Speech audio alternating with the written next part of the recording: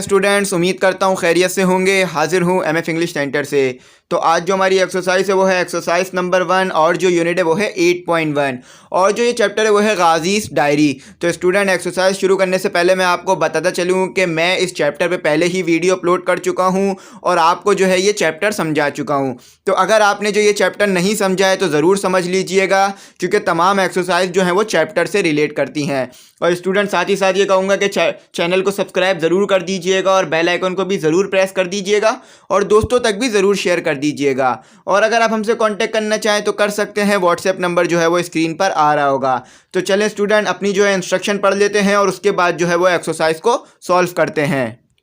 देखें स्टूडेंट, इसमें जो आपको इंस्ट्रक्शन दी हुई है वो ये दी हुई है कि read the diary entries quickly and find out information for filling the following table. One entry is narrative and the other is descriptive. After filling the table, discuss with your partner.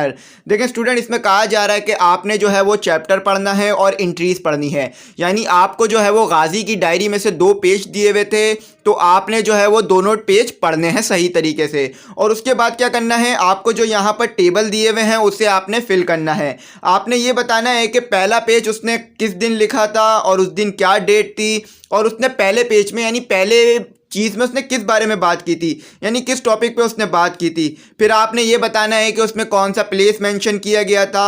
फिर उसमें आपने ये बताना है कि पहली entry यानी पहले पेज में कितने पैराग्राफ थे और टाइप ऑफ टेक्स्ट बताना है। देखें स्टूडेंट, यहाँ पर जो है आपको नैरेटिव और डिस्क्रिप्टिव लिखा हुआ दिख रहा होगा। तो मैं आपको बता दूं कि नैरेटिव वो चीज़ होती है जिससे आप जो है एक स्टोरी की तरह बयान करते हैं।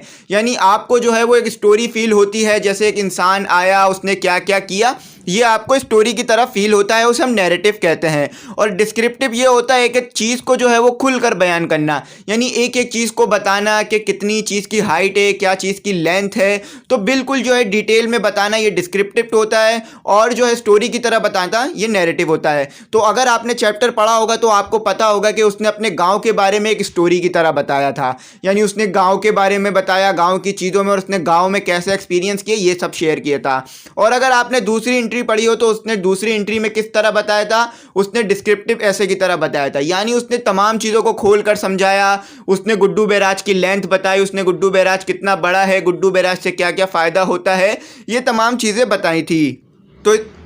तो स्टूडेंट, नैरेटिव और डिस्क्रिप्टिव जो है वो इसी को कहते हैं। तो आपने यहाँ पर सिंपली ये करना है कि आपने पहले एंट्री 1 पढ़नी है, यानी आपने जो है वो पहला पेज पढ़ना है और उसके बाद जो है आपने टेबल को फिल कर देना है। और दूसरे में भी आपने यही करना है, दूसरा पेज पढ़ना है और टेबल को फिल कर देना है। तो स्टूडेंट, यहाँ पर जो है आपको इनकम्प्लीट नज़र आ रहा होगा, तो मैं जो है आपको पेज पे दिखा देता हूँ। मैंने उसके ऊपर जो है वो कंप्लीट फिल किया है और आपको उसको समझा भी दूंगा। तो चले अपने पेज को देख लेते हैं।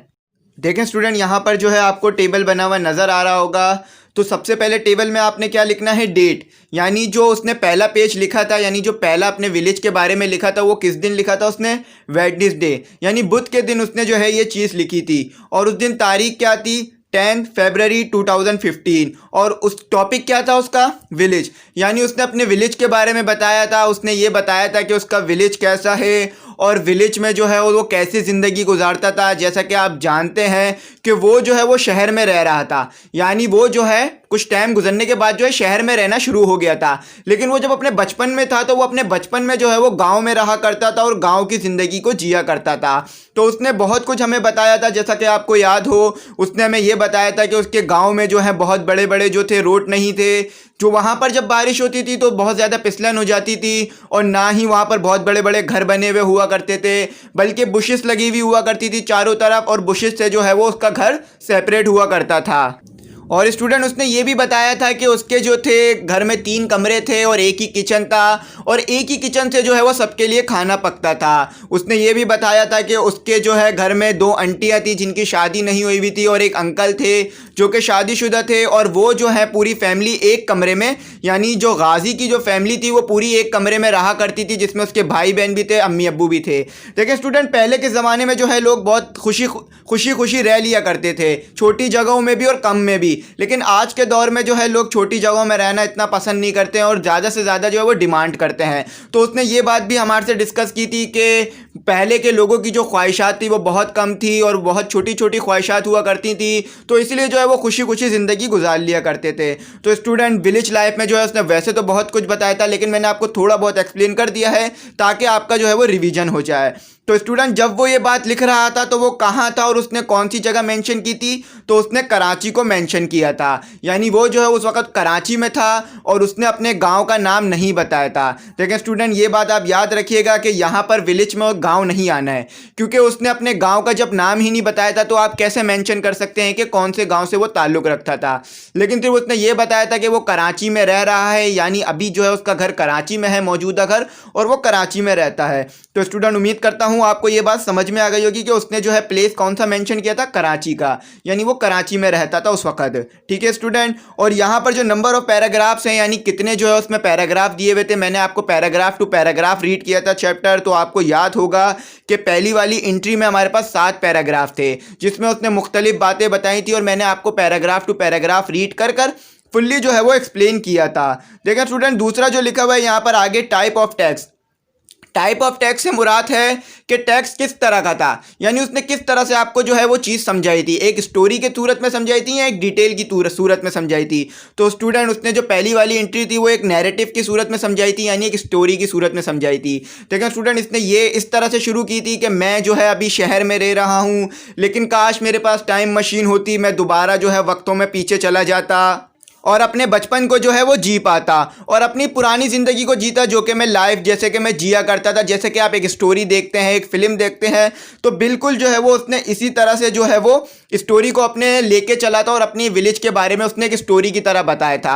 उसने अपने विलेज का नाम नहीं बताया था, ये बात आप याद रखिएगा। जब भी प्लेस की जगह मैंने कराची मेंशन किया है, उसके गांव का नाम मेंशन नहीं किया है। अगर गांव का नाम बता देता तो गांव का नाम ही मैं यहाँ मेंशन करता। तो स्टूडेंट उम्मीद करता हूँ पहली वाली एंट्री आपको समझ में आ गई होगी। बहुत ब्रीफ डिस्क्रिप्शन दिया है मैंने, खुल के समझाया है ताकि आपको बात जो है वो बहुत अच्छी तरीके से समझ में आ जाए। अगर फिर भी कोई गलती हो या कोई क्यूरी रह गई हो या कोई डिफ़िकल्टी रह गई हो तो कमेंट सेक्शन में ज़रूर मैसेज कर दीजिएगा। और व्हाट्सएप नंबर स्क्रीन पर आ रहा होगा, तो व्हाट्सएप पे भी आप मुझसे कांटेक्ट करके अपनी क्यूरी को रिजॉल्व कर सकते हैं। तो स्टूडेंट पहली वाली एंट्री जो है हमारी यहाँ पर कंप्लीट हुई। अब एंट्री जो है 2 देख लेते हैं। देखिए स्टूडेंट एंट्री 2, यानी जब उसने दूसरी बात जो लिखना शुरू की थी जिसमें उसने रेन के वाटर को सेव करने का तरीका बताया था, तो वो उसने कब लिखा था, वो कौन सा दिन था, वो फ्राइडे था, यानी जुम्मे का दिन था। और उस दिन तारीख क्या थी, 4 अगस्त 2017। देखें स्टूडेंट इसमें जो है इसने काफ़ी टाइम बाद लिखा है। पहला पेज उसने काफ़ी टाइम पहले लिखा था और दूसरा पेज काफ़ी टाइम बाद। लेकिन गाजी को जो है वो डायरी लिखने का बहुत ज़्यादा शौक़ था और गाजी जो है वो डायरी लिखता रहता था। तो हमें भी अपनी ये हैबिट बनानी चाहिए कि हम भी जो है वो डायरी लिखें और अपनी जो गलतियां हैं उस पर काबू पाएं। अगर हम डायरी लिखेंगे तो अपनी जो गलतियां होंगी उस पर हल्का हल्का काबू पाने लग जाएंगे। क्योंकि फिर हमें समझ में आ जाएगा यही गलती हम बार बार करते हैं, तो हमें ये बात पता चल जाएगी कि ये गलती अब नहीं करनी है क्योंकि ये हमारी बहुत ज़्यादा होती जा रही है। तो स्टूडेंट उम्मीद करता हूँ आप ये समझ में आ गया होगा। देखें उसका जो दूसरी एंट्री थी उसका टॉपिक क्या था, we need to store rain water, यानी उसने बताया था कि हमें जो है वो रेन वाटर को स्टोर करना चाहिए या हमें रेन वाटर स्टोर करने की ज़रूरत है। अब उसने ये बात क्यों की थी इसको भी मैं थोड़ा सा एक्सप्लेन कर देता हूं ताकि आपका रिवाइज हो जाए। देखिए स्टूडेंट उसने ये बात इसलिए की थी क्योंकि आपको पता है कि जब बारिश हो जाती है तो हमें पानी तो मिल जाता है, लेकिन फिर जब बारिश नहीं होती है तो पानी जो है वो कम हो जाता है। कैसे, क्योंकि पानी जो है स्टोर ना किया जाए तो पानी तो साला साल ही ज़रूरत पड़ती है, रोज़ ही पानी की ज़रूरत रहती है, तो पानी को जो है वो स्टोर करने की ज़रूरत होती है। जैसा कि आप मोटर चलाते हैं और टंकी में पानी को स्टोर कर लेते हैं, फिर जब जब ज़रूरत होती है यूज़ करते रहते हैं, तो इसी तरह कुदरत का भी निज़ाम है कि मूनसून में जो है वो बारिश हो जाती है, फिर हमें जो है उसको स्टोर करना पड़ता है और पूरे साल उसको इस्तेमाल करना पड़ता है। अगर हम उसको स्टोर ना करें और खुदा ना खास्ता अगले साल बारिश ना हो तो क्या होगा, कहत पड़ जाएगा, खुशहाली हो जाएगी। तो उसने बताया था कि हमें जो है वो पानी को स्टोर कर लेना चाहिए और जितनी ज़रूरत हो उतना इस्तेमाल कर लेना चाहिए। और स्टूडेंट इसमें जो है उसने गुड्डू बैराज का जिक्र किया था और गुड्डू बैराज के बारे में हमें बताया था जो कि मैं आपको चैप्टर में एक्सप्लेन कर चुका हूँ। स्टूडेंट फिर उसने जगह का जिक्र किया था वो कहाँ का किया था, रिवर इंडस। देखिए रिवर इंडस जो है वो दरिया सिंध को कहा जाता है। अगर आप गूगल पे जाके या कहीं और डिक्शनरी पे जाके रिवर इंडस लिखें तो दरिया सिंध ही आपको लिखा हुआ मिलेगा। तो रिवर इंडस जो है वो दरिया सिंध को कहा जाता है और गुड्डू बैराज कहाँ वाक़ है, दरिया सिंध पे वाक़ है और दरिया सिंध पे जो है ये बनाया गया है। और मैं आपको थोड़ा सा बैराज के बारे में बता देता हूँ कि बैराज जो है एक वॉल होती है, यानी एक दीवार बना दी जाती है दरिया पे जो कि पानी को स्टोर करती रहती है और पानी को रोकती रहती है और सैलाब के ख़तरे को जो है वो ख़त्म करती है और मुल्क को जो है वो ज़रख़ेज़ बनाती है और पानी फराहम करती है। तो स्टूडेंट खुल के समझाने का मकसद ये होता है ताकि आपको ज़्यादा से ज़्यादा बात समझ में आ जाए और आपको चीज़ों को रट्टा ना मानना पड़े। तो स्टूडेंट अब आ जाते हैं नंबर ऑफ़ पैराग्राफ कितने थे इसमें। तो स्टूडेंट इसमें जो है नंबर ऑफ़ पैराग्राफ 8 थे। आप खुद भी जो है वो काउंट कर सकते हैं और आपको ये बात दिख जाएगी। तो स्टूडेंट आखिरी पे आ जाते हैं कि टाइप ऑफ टेक्स्ट, यानी टेक्स्ट किस तरह से लिखा गया था। टेक्स्ट जो लिखा गया था वो डिस्क्रिप्टिव लिखा गया था, यानी खुल के बयान की गई थी बात। देखिए कहानी के तौर पे आपको नहीं बताया गया था गुड्डू बैराज के बारे में, बल्कि गुड्डू बैराज के बारे में आपको डिटेल दी गई कि गुड्डू बैराज कितना बड़ा है, कितना लंबा है, क्या क्या इसके फ़ायदे हैं, क्या क्या इसके फीडर हैं, कहाँ पर इसके कौन से कैनाल वाक़े हैं और कितना बड़ा है ये और कौन से इलाके को ये ज़्यादातर पानी देता है, इसके कितने जो है इसके कैनाल के सिस्टम है, कौन सा कैनाल इधर किधर बना हुआ है। तो आपको जो है बिल्कुल डिस्क्रिप्टिव तौर पे बताया गया, कहानी के तौर पे नहीं बताया गया। अगर आपने एंट्री 1 पढ़ी हो, एंट्री 2 पढ़ी हो, तो आपको फ़र्क जो है वो वाज़े नज़र आ जाएगा कि कहानी किस तरह बयान की जाती है। कहानी में लोगों को बताया जाता है, चीज़ों को ज़्यादा एक्सप्लेन नहीं किया जाता, शुरू से आखिर तक जाया जाता है। लेकिन डिस्क्रिप्टिव में जो है वो चीज़ों की डिटेल बताई जाती है, चीज़ों को खोल के समझाया जाता है।